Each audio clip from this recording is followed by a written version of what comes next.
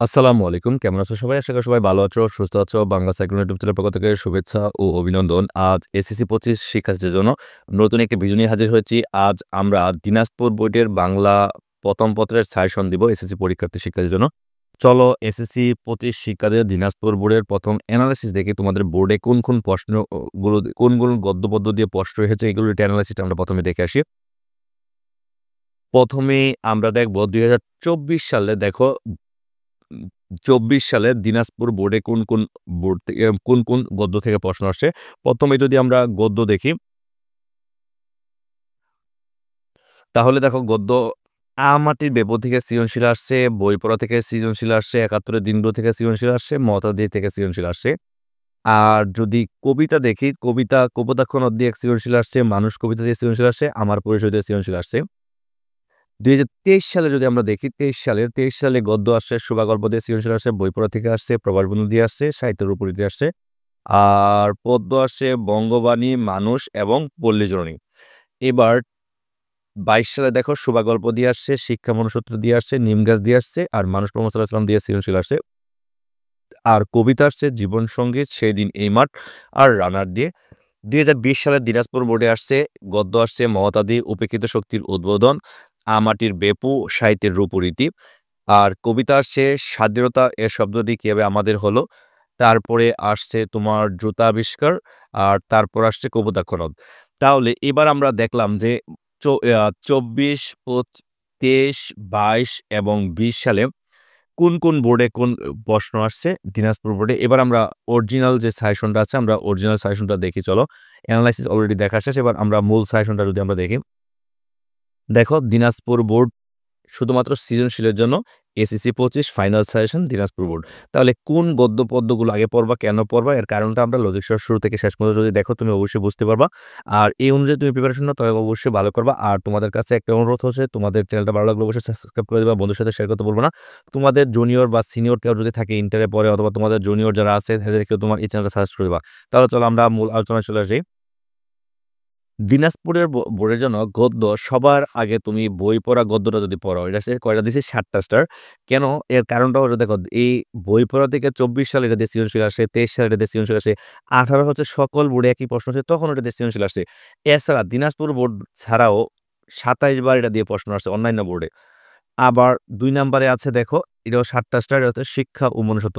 এটা ২০২২ সালে এটা দিয়ে দিনাজপুর বোর্ডে এটা দিয়ে প্রশ্ন আসছে। ১৯ সালে এটা দিনাজপুর বোর্ডে দিয়ে প্রশ্ন আসছে এবং অন্যান্য বোর্ড মিলে ৩২ বার এদের প্রশ্ন আসছে। অন্যান্য বোর্ডে মিলে এই শিক্ষা ও মনুষ্যত্বতে কতবার ৩২ বার প্রশ্ন আসে।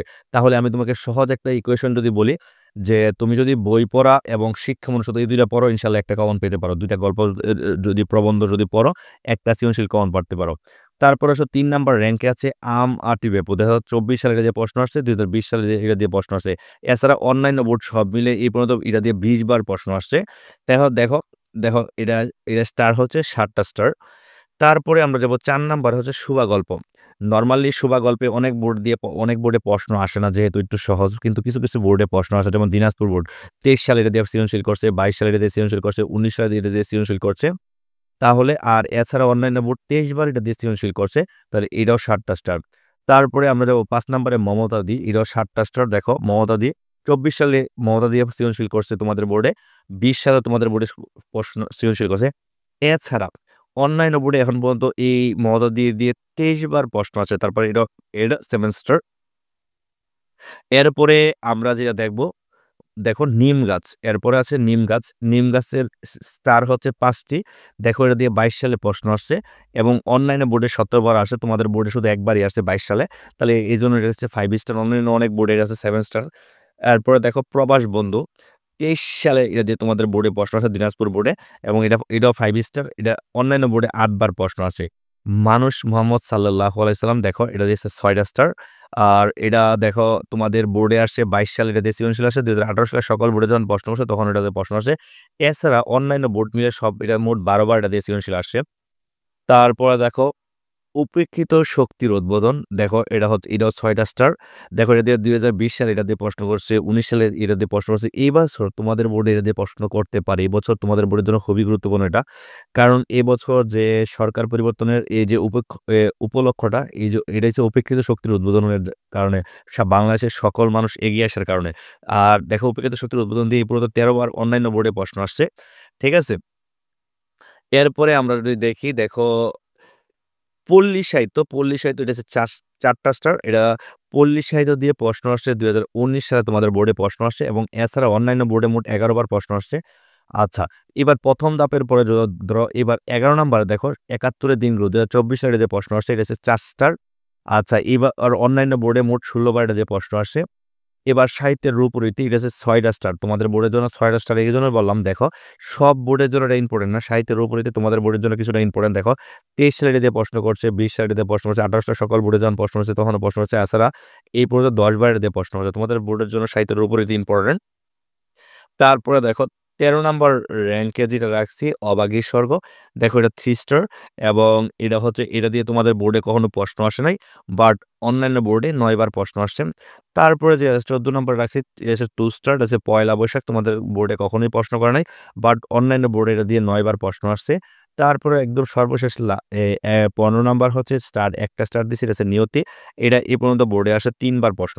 এখন আমাকে বলতে পারো কোনগুলো সবচেয়ে বেশি ইম্পোর্টেন্ট? তুমি অলরেডি এটা ধারণা পেয়ে গেছো দেখো। তোমরা যদি এই যে ১ম যেগুলো আছে এই যে আমাটির বেপর শোভা, মমতাদি, তারপরে মানুষ মোহাম্মদ সাল্লাল্লাহু আলাইহি সাল্লাম, উপেক্ষিত শক্তির উদ্বোধন, মানে এই যে কয়েকটা দাগায় দিছি এগুলো খুবই গুরুত্বপূর্ণ। আর নিম গাছ দিয়ে পরীক্ষায় আসে না কিন্তু বোর্ডে তোমাদের যে অন্য বোর্ডে যেহেতু অনেক আসে এটা দিয়ে আসতে পারে। তারপরে সাহিত্যের রূপরীতি ইম্পোর্টেন্ট এখানে সাহিত্য নিচ থেকে এসে সাহিত্যের রূপরীতি। এই স্টার দেখে তোমরা ইনশাআল্লাহ এভাবে পড়বা। সৃজনশীলগুলো এভাবে প্র্যাকটিস করবা। এবার আসো কবিতার ক্ষেত্রে কোনগুলো বেশি গুরুত্বপূর্ণ এটা আমরা একটু কবিতাগুলো দেখি। কবিতার ক্ষেত্রে দেখো কবিতার ক্ষেত্রে ১ নাম্বার এই যে আছে কপোতাক্ষ নদ। দেখো ১ নাম্বারে আছে কি কপোতাক্ষ নদ। কপোতাক্ষ নদ এই পর্যন্ত বোর্ডে প্রশ্ন আসে ২৫ বার। কতবার প্রশ্ন আসে দেখো বোর্ডে প্রশ্ন আসে ২৫ বার। আর এটা হচ্ছে তোমার ৭ টা স্টার এবং তোমাদের দিনাজপুর বোর্ডে ২৪ এর দিয়ে সৃজনশীল করছে, ২০ এর দিয়ে সৃজনশীল করছে। ক্লিয়ার? তাহলে অলরেডি তারপর দেখো ২ নাম্বারে যে র‍্যাংকে আছে বঙ্গবাণী। বঙ্গবাণী এটা হচ্ছে ৬ টা স্টার দেওয়া আছে। তোমার ২৩ সালে তোমাদের বোর্ডে এটা দিয়ে প্রশ্ন আসছে। এছাড়া অন্যান্য বোর্ডে এটা দিয়ে প্রশ্ন আসছে ঠিক ১১ বার। এবার আমরা যদি ৩ নাম্বারে জীবনসঙ্গীত তোমাদের বোর্ডে ২২ সালে এটা দিয়ে একটা প্রশ্ন করছে। এটা ৫ স্টার রাখা হয়েছে এবং এটা অন্যান্য বোর্ডে ১৪ বার প্রশ্ন আসে। এখন তোমাদের এবার বলতে পারো কপোতাক্ষ নদের পরে বঙ্গবাণী বা জীবনসঙ্গীত কেন রাখছি? এর চেয়েও গুরুত্বপূর্ণ কিন্তু মানুষ কবিতা না। এইজন্যই রাখছি মনে রাখবা এই ১ম ৩ টা থেকে একটা সৃজনশীল থাকেই নরমালি ১ম থেকে। এর মধ্যে যদি কপোতাক্ষ নদ দিয়ে আসে তাহলে বঙ্গবাণী আর জীবনসঙ্গীত সাধারণত আসে না। তার মানে এই ৩ টা থেকে একটা আসবে। এইজন্য সিরিয়াল এই ৩ টা একসাথে রাখছি। যদিও কপোতাক্ষ নদের পরে সবচেয়ে বেশি ইম্পোর্টেন্ট হচ্ছে মানুষ কবিতা। তারপরে তোমাদের একসাথে রাখছি। ঠিক আছে? ওকে, স্টার তো পাশে দেওয়া আছে। তোমরা স্টার দেখলে বুঝতে পারবা। তারপরে দেখো ৪ নাম্বারে কোনটা আছে? ৪ নাম্বারে আছে মানুষ কবিতাটা দেখো। ৪ নাম্বার আছে মানুষ কবিতা। এটা হচ্ছে ৭ টা স্টার। কয়টা স্টার? ৭ টা স্টার। দেখো এই ৪ নাম্বার দিয়ে প্রশ্ন আসছে, ২৪ সালে প্রশ্ন আসছে, ২৩ সালে প্রশ্ন আসছে, ১৮ সালে সকল বোর্ডে যখন একই প্রশ্ন হয়েছে তখন এটা আসছে। মানুষ কবিতা এবং অন্যান্য বোর্ডে দেখো এটা দিয়ে ঠিক ২২ বার প্রশ্ন হয়েছে। ক্লিয়ার? তারপরে দেখো ৫ নাম্বারে আমরা রাখছি পল্লী জননী। পল্লী জননী এটা কয়টা স্টার? ৬ টা স্টার। এটা ২৩ সালে তোমাদের বোর্ডে প্রশ্ন আছে। তোমাদের এবার বরিশাল এবার কিছু বোর্ডের জন্য যেমন বরিশাল বোর্ডের জন্য পল্লী জননী খুবই ইম্পোর্টেন্ট। তোমাদের দিনাজপুর বোর্ডে আসতে পারে এবং দেখো পল্লী জননী দিয়ে অন্যান্য বোর্ডে কিন্তু অনেক প্রশ্ন আসে। মোট প্রশ্ন আসে দেখো ২৪ বার। এরপর দেখো ৬ নাম্বারে আছে রানার এটা হচ্ছে ৬ টা স্টার বর্তমান প্রেক্ষাপটে রানার খুবই গুরুত্বপূর্ণ। এটা দেখো ২২ টা এটা দিয়ে ২২ এ তোমাদের সৃজনশীল আসে, ১৯ এ তোমাদের বোর্ডে সৃজনশীল আসে। এছাড়া অন্যান্য বোর্ডে মোট সৃজনশীল আসে ১৩ বার। তারপরে দেখো ৭ নাম্বারে যদি আমরা দেখি, সেই দিন এই মাঠ এটা মোট স্টার হচ্ছে ৫ স্টার। দেখো এটা স্টার হচ্ছে ৫ স্টার এবং এই ২০২২ সালে এটা দিয়ে প্রশ্ন আসছে এবং অন্যান্য বোর্ডে এটা দিয়ে কিন্তু ১৮ বার প্রশ্ন আসছে। অন্যান্য বোর্ডে এখন পর্যন্ত এটা দিয়ে ১৮ বার প্রশ্ন আসছে। দেখছো? এখানে পাশে লেখা আছে সরি ৮ বার, ১৮ বার না ৮ বার। অন্যান্য বোর্ডে ৮ বার প্রশ্ন আসছে। এরপরে আমরা যদি দেখি তোমাকে পাওয়ার জন্য হে স্বাধীনতা। এটা দিয়ে ১৯ সালে তোমাদের বোর্ডে একবার প্রশ্ন আছে, এটা 5 স্টার। তোমাদের বোর্ডে তোমাকে পাওয়ার জন্য হে স্বাধীনতা দিয়ে আসে নাই। কিন্তু কিছু বোর্ডে তোমাকে পাওয়ার জন্য স্বাধীনতা অনেকবার আসে। ঠিক আছে? ওইটা হচ্ছে এটা অন্যান্য বোর্ডে বাট ঠিক ১৫ বার প্রশ্ন আসছে। এটা হচ্ছে 5 স্টার। আচ্ছা, এরপর হচ্ছে সাহসী জননী বাংলা তোমাদের বোর্ডে কখনো আসে নাই। বর্তমান প্রেক্ষাপটে ইম্পোর্টেন্ট। এটা হচ্ছে 4 স্টার। কারণ তোমাকে পাওয়ার জন্য হে স্বাধীনতা, সাহসী জননী বাংলা বর্তমান সময়ের যে নতুন এই যে আবু সাঈদ, মুগ্ধ এদের দিয়ে উদ্দীপক দিতে পারে। ঠিক আছে? এটা তোমাদের বোর্ডে এই সাহসী জননী বাংলা দিয়ে অন্যান্য বোর্ডে আসছে মোট ৭ বার। তোমাদের বোর্ডে এখনো আসে নাই। তারপরে দেখো আমার পরিচয়টা হচ্ছে 4 স্টার। দেখো তোমার ২৪ এ আমার পরিচয় দিয়ে প্রশ্ন আসছে। এইজন্য হয়তো ২৫ এ নাও আসতে পারে। এ এরা অন্যান্য বোর্ডে মোট ১১ বার প্রশ্ন আসছে। তারপরে যদি আমরা দেখি, তারপরে দেখো জুতা আবিষ্কার দিয়ে তোমাদের বোর্ডে ২০ সালে একবার এটা দিয়ে প্রশ্ন আসছে দিনাজপুর বোর্ডে। আর এছাড়া এটা ৩ স্টার, আর অন্যান্য বোর্ডে ৫ বার প্রশ্ন আসছে। তারপরে ১২ নাম্বার আছে, এটা ৩ স্টার দিবা। আশা কবিতাটা ৩ বার এটা দিয়ে অন্যান্য বোর্ডে প্রশ্ন আসে। তোমাদের বোর্ডে কখনোই প্রশ্ন আসে নাই সৃজনশীল। তারপরে দেখো ১৩ নাম্বারটা ২ টা স্টার, তোমাদের বোর্ডে ১৯ সালে প্রশ্ন করেছিল। আমি কোনো আগন্তুক নই। এছাড়া অন্যান্য বোর্ডে এটা ৪ বার প্রশ্ন আসে, এটা ততটা বেশি গুরুত্বপূর্ণ না। আর ২০ নাম্বার দেখো, এটা 2 স্টার দেওয়া আছে। যদিও এটা দিয়ে প্রশ্ন এই বছর এই সরকারের আমলে বা আগামী সরকারের আমলে আসার সম্ভাবনা খুবই কম। এটা হচ্ছে ২০ টা এটা হচ্ছে ২০ সালে তো এটা দিয়ে প্রশ্ন আসছিল। আর অন্যান্য বোর্ডে প্রায় ১০ বার প্রশ্ন আসছে এটা। এরপরে হচ্ছে ১৫ নাম্বার হচ্ছে জর্নার গান এটা হচ্ছে ১ স্টার। আর এটা হচ্ছে কোনো বোর্ড শূন্য এখন পর্যন্ত কোনো বোর্ডে আসে নাই। তোমাদের জন্য ইম্পোর্টেন্ট না। তাহলে এবার যদি আমি বলি তোমাদের জন্য কবিতার জন্য কোনগুলো ইম্পোর্টেন্ট, তোমরা আশা করি তোমরা একটু ধারণা পেয়েছো।